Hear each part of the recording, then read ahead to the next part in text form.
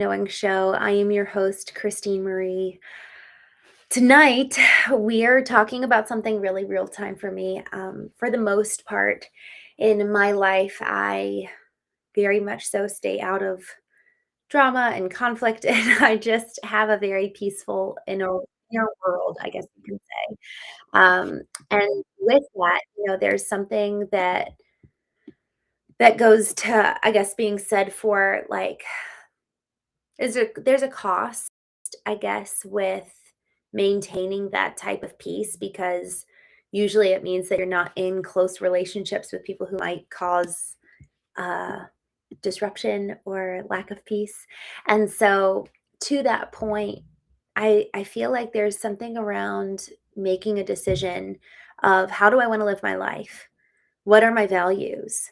Especially when we start moving from being so strong vertically, knowing that our compass is no longer broken. We're not looking to the right and to the left, east and west, but we're looking north and we're navigating north and we're looking to live vertical in terms of who we were made to be, how we're called to live, what is the reason why we're here in the first place.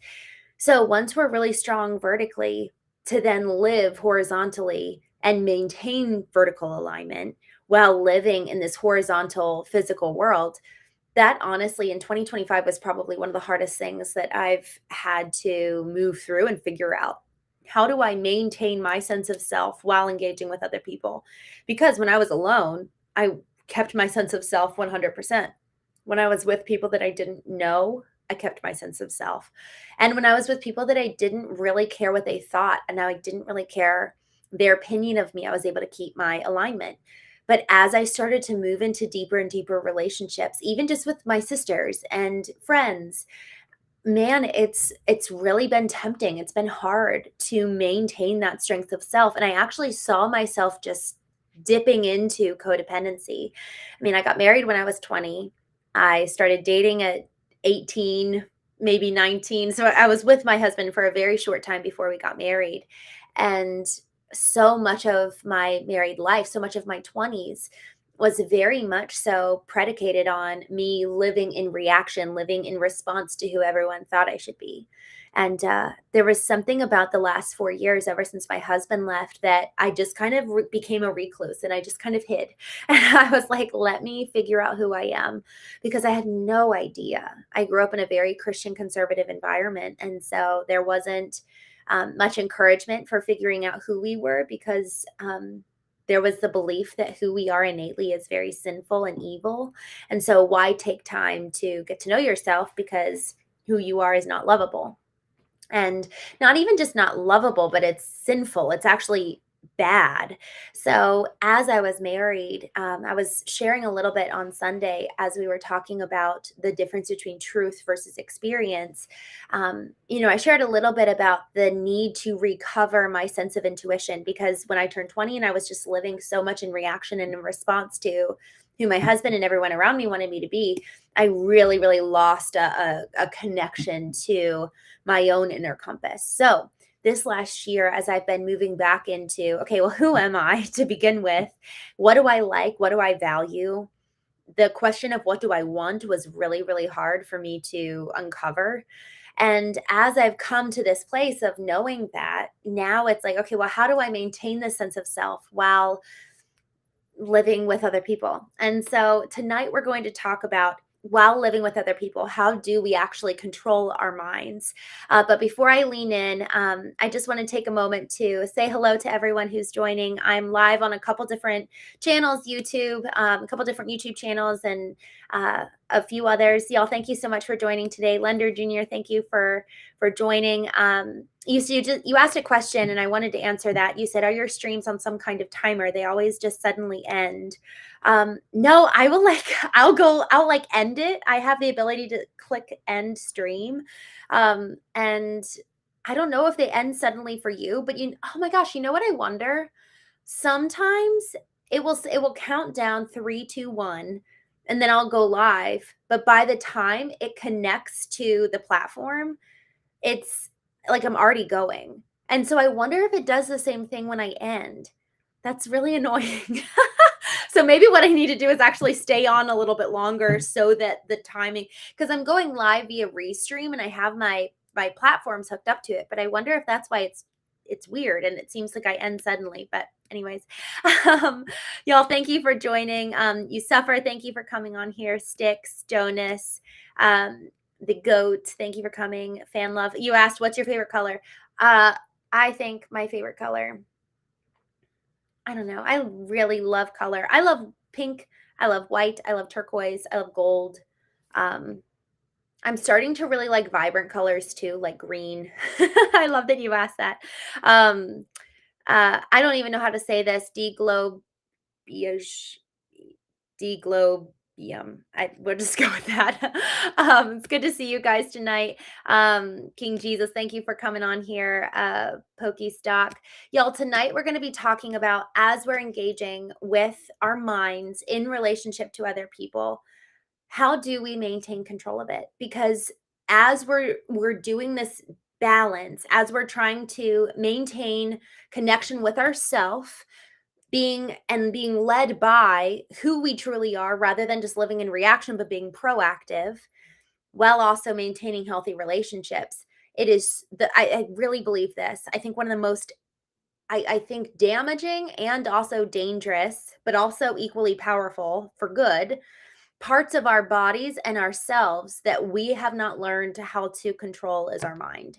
And I've been seeing this more and more over the last few months. Even, I've hosted a number of knowing retreats, which is where all of us will come together. We'll actually stay in a house and it's like a big sleepover and it's for 4 days. And I call it the boot camp of the soul. We just go so deep and we address really hard questions, and like no one is off the hook. We go deep for every single one of us, and it's really a revealing time where we really uncover things that we had hid, that we didn't know that we hid, things we suppressed we didn't know we suppressed. And as we come to uncover and uproot them, it's really, really wild what we find. And what's hidden inside of us is a subconscious narrative, so often about the world, about other people, and about ourselves. And so those subconscious narratives, those scripts, are what is running on default, on autopilot, kind of like beneath the layer, beneath the surface. And if we're not paying so much attention to them, they're going to be the scripts that we're living our life according to. And they're going to be the things that we're actually obeying, that we're becoming subservient to. I like that word subservient because there's something that effectively, when we're living aligned, we're living with God at the pinnacle of our hierarchy. So God's some superordinate principle, something that is bigger than you and me. And then underneath that is our own ideals that we've identified for ourselves. And then underneath the divine and ideals, we bring everything into subservience. We submit, we surrender, we say, okay, we will live according to what you set forth. And what's cool about that is that we have just as much power to say what it is that we want to live our lives according to. This is a little bit of a tricky thing. So bear with me because I don't think I've ever really said this before. So I'll probably be kind of navigate it in an elongated way. When we are activating all of our intelligences, intellectual, emotional, physical, and spiritual, we will probably find that there are some things that we don't want to do emotionally that intellectually we know we need to do.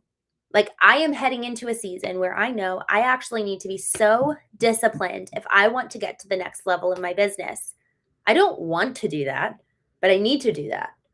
And so actually there is a part of me that wants to. And so the part of me that doesn't want to, frankly, the part of me that loves to take the easy way out, that part of me needs to come into subservience to the part of me that is louder and greater because of the ultimate ideal that's at the hierarchy of the pyramid. And so if we don't identify what those hierarchical values are, we can't bring things under alignment and into subservience to that. So you and I identifying, well, what do I want? What are my ideals? What are the greater wants than those that are like momentary and finite? What are the ones that are going to outlive me when it comes to a legacy, to a life that I'm going to be proud of? Yes, here in this moment, I want the easy way out. But what is the higher want that doesn't allow for complacency, that doesn't allow for kicking up my feet and wasting my time? And then it's allowing for each one of our intellects and intelligences to come online and add weight and balance to our lives. Because then, if we didn't listen to, perhaps it is the emotional part of us, it's like, well, I also genuinely want to live a peaceful life. So now these two need to battle out. How does discipline and peace coexist?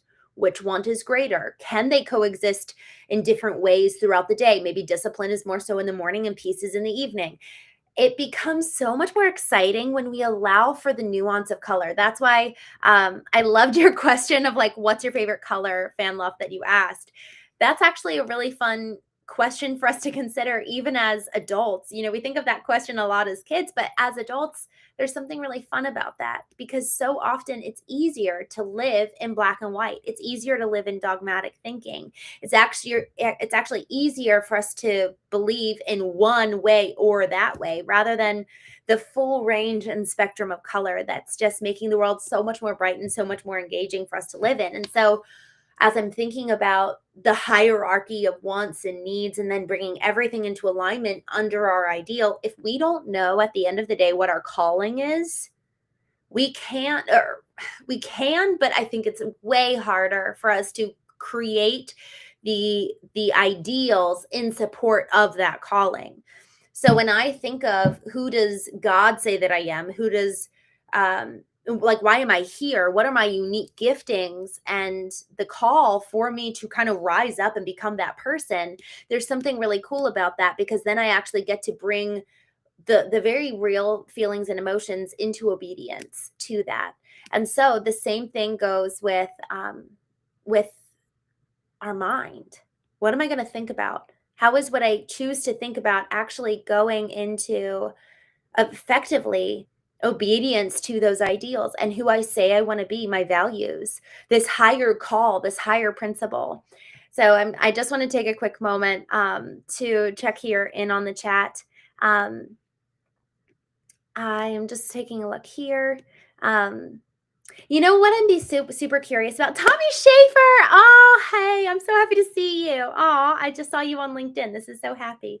Um, I'm seeing a couple of comments here that I would be super curious with. Jayanta, if you're still here, I would love to hear what you think. Here's something that's fun, is that part of us going live, I've been going live every day for, I think, about 200 days. I am learning so much as I go live, and I learn through and by way of your comments and by way of just my own verbal processing.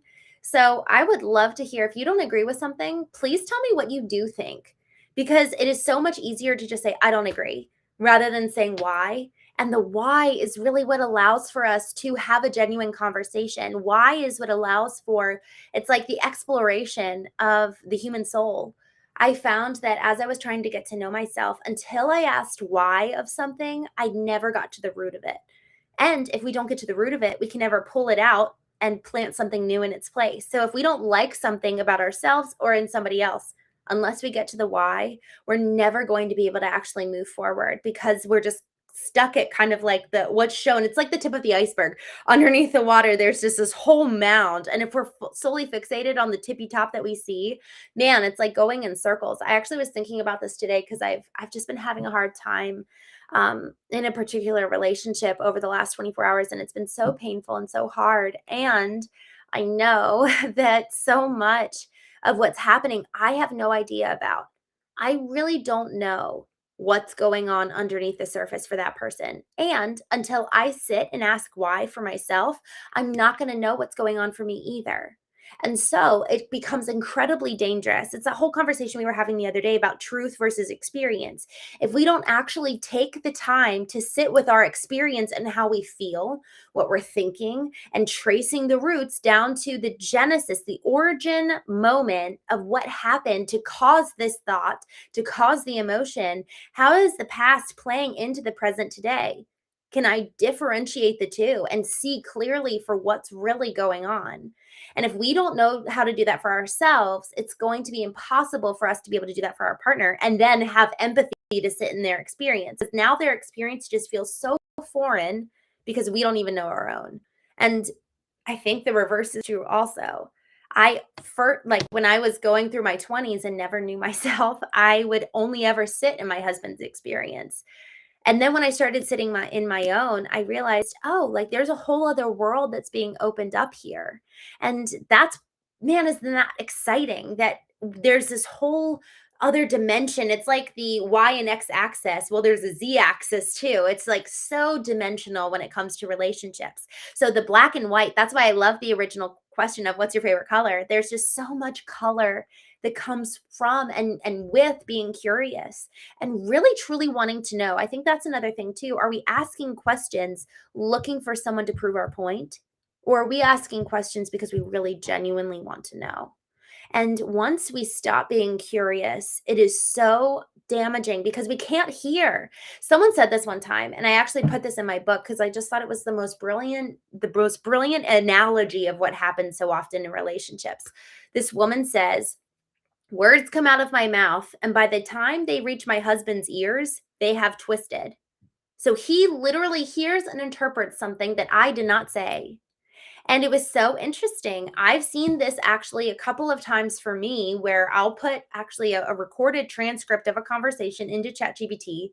ChatGPT wasn't there. It didn't hear the context. It didn't hear the tone of voice. It doesn't have all of that additional context of just the relationship in general. It doesn't have the context of the traumas of the other person. It doesn't have the context of your own trauma and what you're working on and growing in.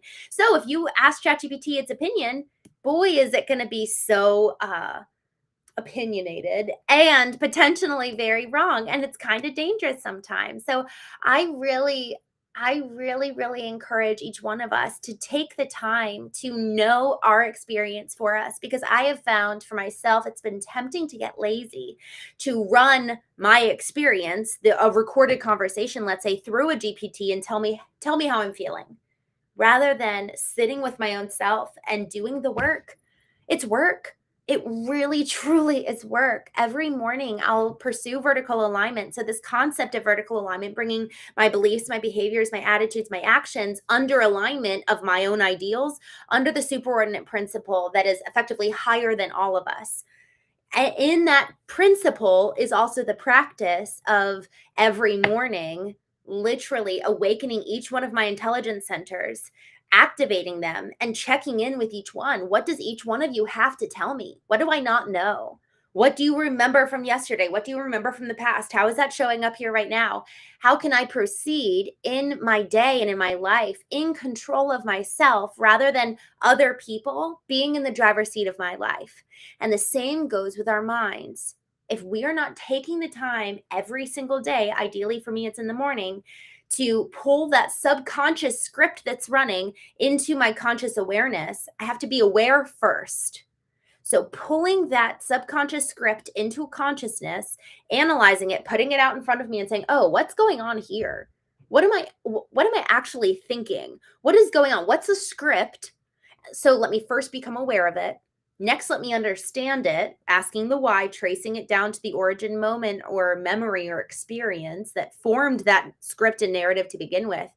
And then being able to express it, whether it's expressing it through journaling, expressing it to a partner, expressing it through prayer or meditation, getting it out, releasing it, letting it go. There's this biblical concept, which I just think is so beautiful. And there's so much narrative and story that's a good example for us in the biblical text among so many other books. But this story in particular resonated so much with me. There's a woman who desperately wants a child. And after years and years of praying and asking for a boy, she goes to the temple where in the story, that's where God is. So she actually physically goes, she takes physical action. She goes to the temple, and the verse says she pours out her soul before God.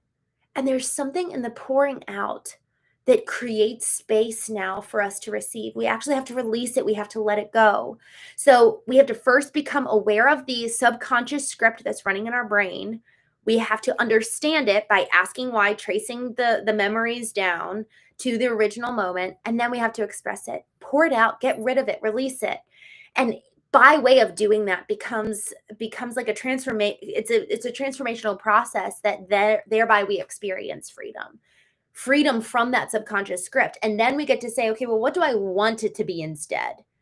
We don't always have to abide by these old narratives, by these old scripts, by these old mantras or stories or programs or patterns, but we get to create our own only after we've done that work to become aware of it, understand it, express it, pour it out, release it, get rid of it, and then we plant something new.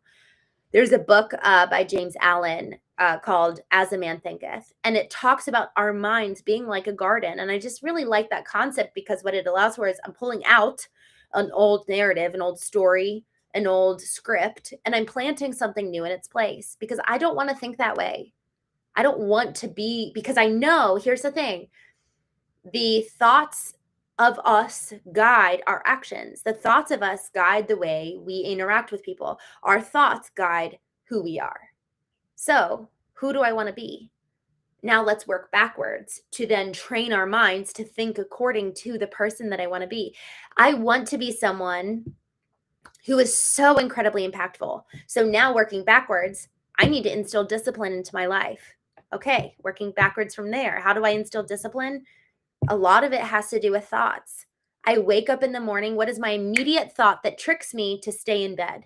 Now that's the thought that I really need to uproot and pull out and put something new in its place, because otherwise my actions and my body, my behavior are actually acting in subservience to whatever thought is at the helm of the ship. And so if I want my life to look different than it is today, I need to change my thoughts. And before every thought, there's an internal belief.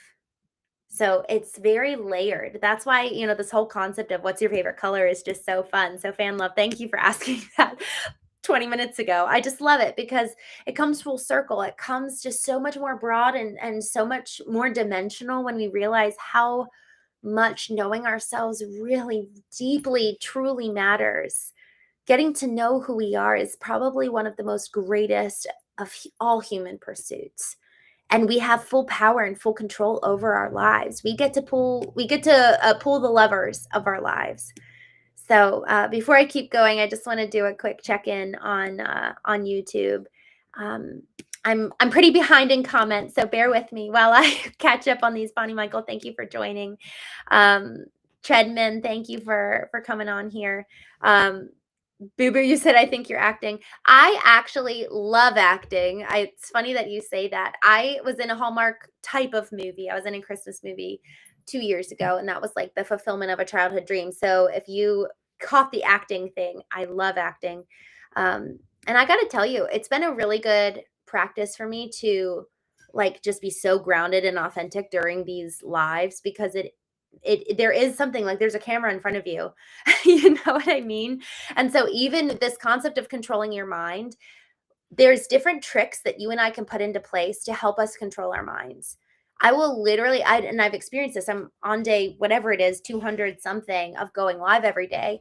And there have been different things that I've had to put in place to maintain a state of presence and cognitive presence and awareness. I can't look at how many people are live with me. If I look at that number, it makes me distracted. And so I have to just be fully present with you. And even as I've turned on the comments here, that's like, I have to ignore that until I'm ready to like dive into the comments. So it is really hard. Tommy, you just said, I love you. You're so wonderful. I'm so glad you're here tonight. I'm so glad you jumped in. Thank you for joining. Naveen, you said you're from India. I am from, where am I from? Maryland. I'm here in Maryland right now. I'm actually at my parents' house. I came over to my parents tonight and we just had such a wonderful dinner and it was so much fun. Tommy, you said, but on to business. I love that both you and Qasim really press into people during your talks and presentations for critical feedback and sincere disagreement. Love it. Love it. I really appreciate you saying that, because sometimes I do wonder, like I've been turning on comments for probably 3 weeks now. And I worry sometimes. I'm like, am I just going to read something that all of a sudden they say a bad word or something super inappropriate? I get some really inappropriate comments. So sometimes I'm like, oh my gosh, what am I going to see? So thank you for saying that. But I will also say on the flip side, the comments have been It's been so encouraging. It's been so encouraging to see questions. Like even Lendl Jr., you say here, do you regret marrying at 20? No. I did the best I knew then. And I actually think that that's, even in answering this, I like feel a pit in my stomach because there's emotion there, obviously. And I think that that's probably one of the most important things for all of us is if we can acknowledge and show grace for the best that we did at that time.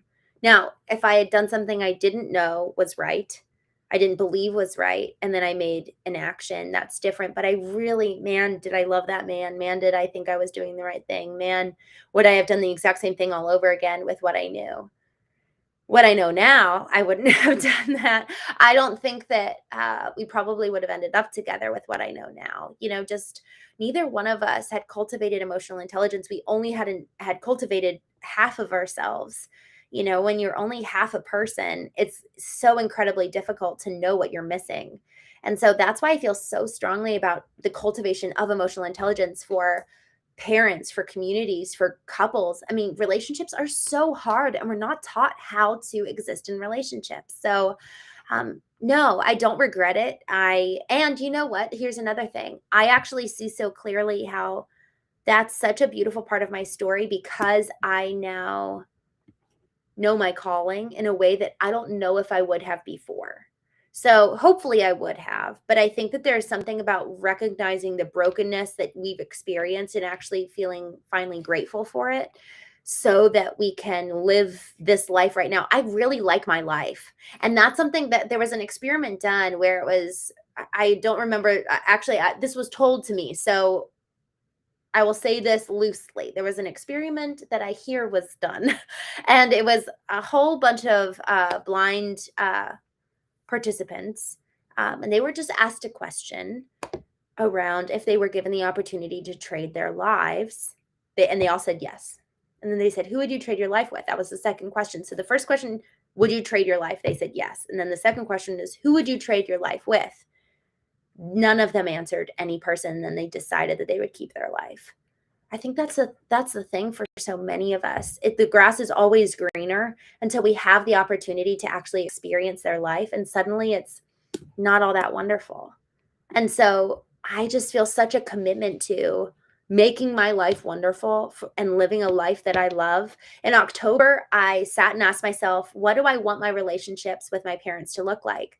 And that really impacted some of the decisions I was making. And I decided literally that next week, I hopped on a plane, went to Rome, and did a 10-day cruise with them because I realized I would regret that. But if we're not consciously living with an awareness of what is my ideal, what do I want, then we're going to end up living in regrets.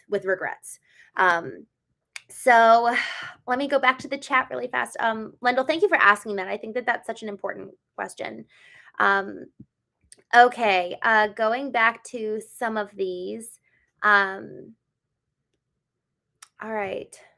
I'm not going to be able to go up to the top. I jumped down. Okay, no, I did. Okay, perfect. Lily Pugh, thank you for joining. Caesar, thank you for coming on here. Jack Huber, Lily Pugh, you said, what does...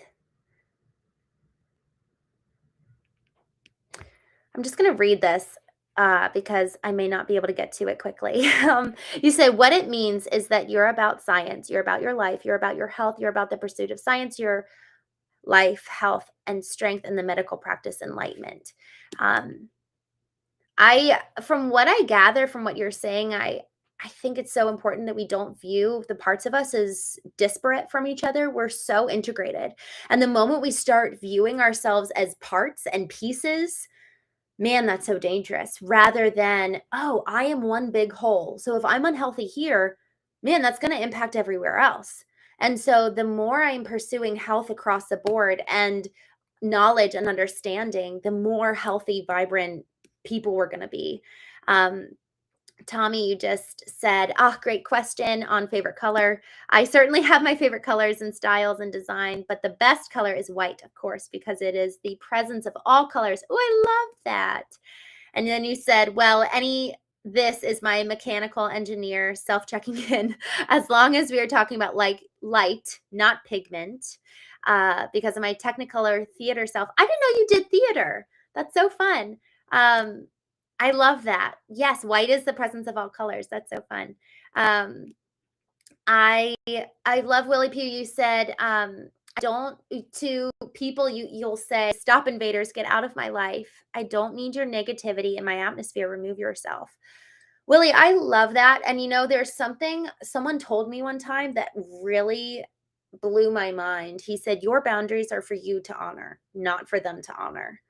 And that was so kind of like a nice slap in the face. I was like, thank you for that, because I had been putting boundaries in and getting so upset, like confused. Like it was like my brain actually didn't have a way to process. I'm like, I told you I'm going offline. There was this moment where I texted my whole family and I said, hey guys, I'm going dark for 2 weeks. I'm working on a book.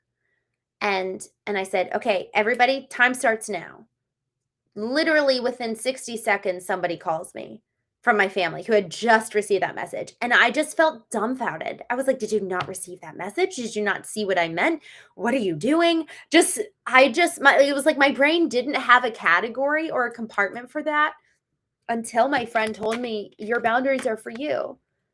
It doesn't matter. My therapist actually recommended to me, she was like, that's actually, what a good way to encounter that crossing of boundary is, oh, it's so typical of them, isn't that funny? And kind of like laugh it off, because the intent of that person was so wonderful and so loving, and I didn't want to be disturbed. So what I could do, there's so many things I could do to actually enforce that boundary. I can turn off my phone.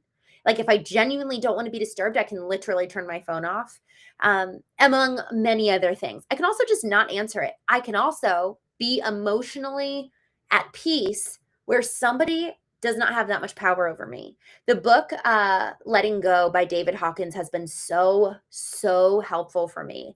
Basically, if I'm truly at peace here, then somebody else coming in here and tapping at my door, I'm at peace. It's okay. No problem. I'm going to let it go. Rather than I'm at peace, somebody knocks on my door, and immediately I swoop down levels and I'm like, what? Why are you bothering me? And that was so good, because honestly, with this whole conversation around vertical versus horizontal alignment, I found myself doing so well alone and then hardly at all in relationship. And even just this weekend, I was hosting a knowing retreat, and I asked the attendees, I said, what was the healthiest you've ever been in your life? And every single one of them said when they were alone. And that's remarkable. And that's really, it was a good takeaway for me, because I feel that, I sense that of, oh yeah, like I actually feel more in control. I feel more safe. I feel more aligned when I'm by myself. And we're not meant to live by ourselves.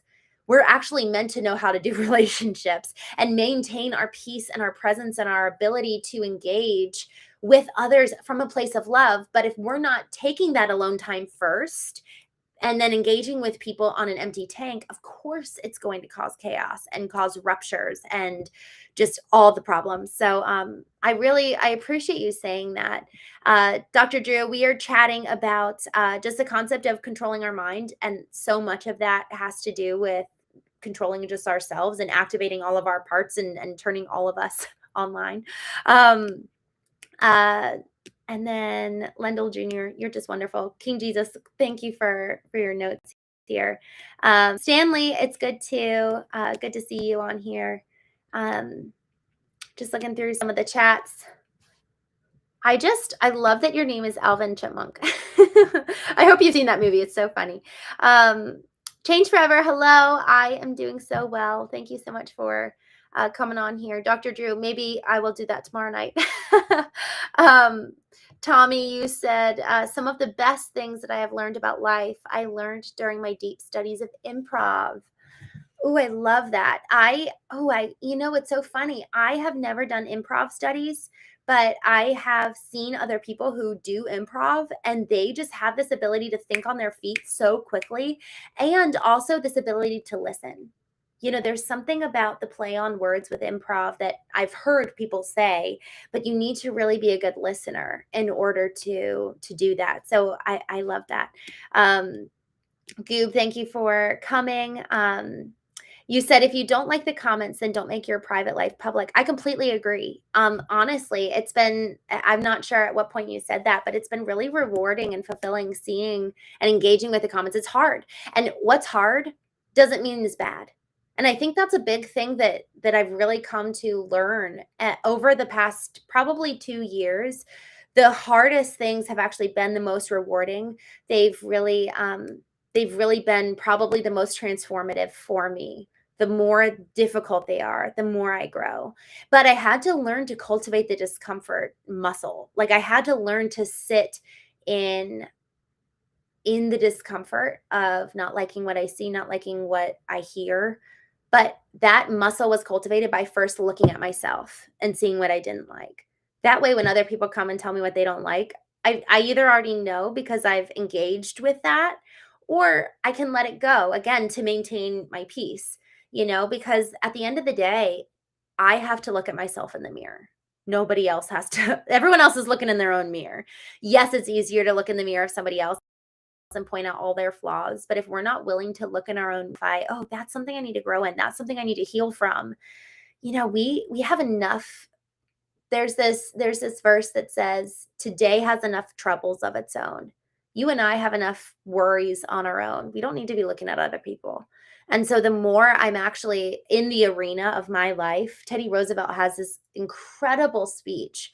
It's called Citizens in the Republic. I believe it was delivered 1912 in Paris. I think that's when it was.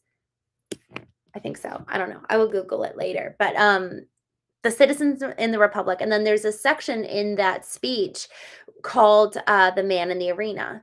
And there's this concept of like everyone's in the arena and everyone outside of the arena is pointing and laughing and mocking and just making fun of the person who's really trying. But if I'm in the arena, I don't have time to think about what they're thinking. I'm head down, engaging, grappling, viscerally engaged with life. The second I have a moment to judge means that I'm not in the arena. And so then it comes again full circle back to, what do I even want in the first place?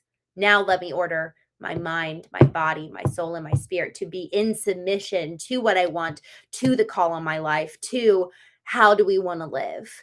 And so it's really just asking those questions for ourselves.